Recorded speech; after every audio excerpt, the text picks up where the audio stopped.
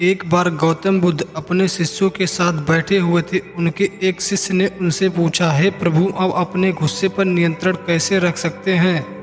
बुद्ध ने कहा, मैं तुम्हें एक कहानी सुनाता हूँ। इस कहानी को सुनकर तुम अपने गुस्से पर नियंत्रण करना सीख जाओगे। और वो कहानी इस प्रकार थी कि एक बार की बात है, एक गांव में एक बहुत गुस्सैल और झगड़ालू महिला रहती थी। वो छोटी छोटी बातों पर गुस्सा हो जाती थी। गुस्से में वो बहुत अपमानजनक शब्द बोलती थी और जब उसका गुस्सा शांत हो जाता था तो वो बहुत पछताती थी। उसकी इस आदत से उसका पूरा परिवार बहुत परेशान था और वो उसके परिवार में हमेशा माहौल बिगड़ा रहता था।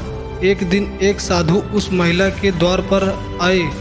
महिला ने अपनी समस्या साधु को बताते हुए कहा, हे महाराज, मुझे गुस्सा बहुत जल्दी आता है। मैं चाहकर भी अपने गुस्से पर काबू नहीं रख पाती। मुझे कोई उपाय बताओ जिसमें मैं अपने गुस्से पर नियंत्रण कर सकूं। साधु ने अपने थैले से दवा की एक छोटी सी बोतल निकाली, महिला को देते हुए कहा, ये लो, ये गुस्से की दवा है।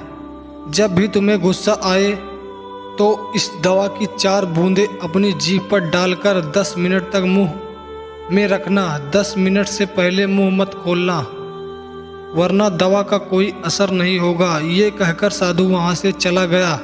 महिला ने साधु के निर्देशानुसार दवा का प्रयोग करना शुरू कर दिया। सिर्फ 7 दिनों में उसकी गुस्सा करने की आदत पूरी तरह छूट गई।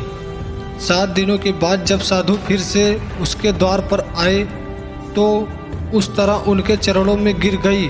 हे महाराज, आपकी दवा ने तो मुझे चमत्कार कर दिया। अब मैं बिल्कुल भी गुस्सा नहीं आता और मेरे परिवार में भी शांति का माहौल बना है।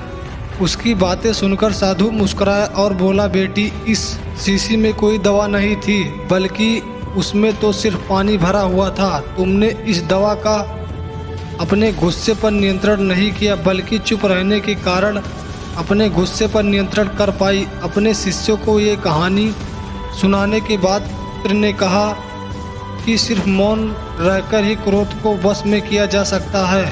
क्रोधित व्यक्ति अपशब्द बोलता है जिससे विवाद उत्पन्न होता है, इसलिए क्रोध का इलाज केवल मौन है।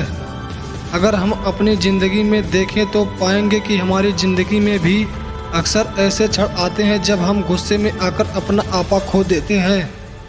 और जब कोई गुस्सा करता है तो उसका दिमाग काम करना बंद कर देता है और उसका मुंह गुस्से से बोलने लगता है और फिर वो ऐसे अपशब्द बोलता है जिसके लिए उसके बाद उसे पछताना पड़ता है। क्रोधित व्यक्ति केवल मानसिक हिंसा नहीं बल्कि शारीरिक हिंसा भी कर सकता है, जिसके कारण कभी कभी उसे पछताना पड़ता है।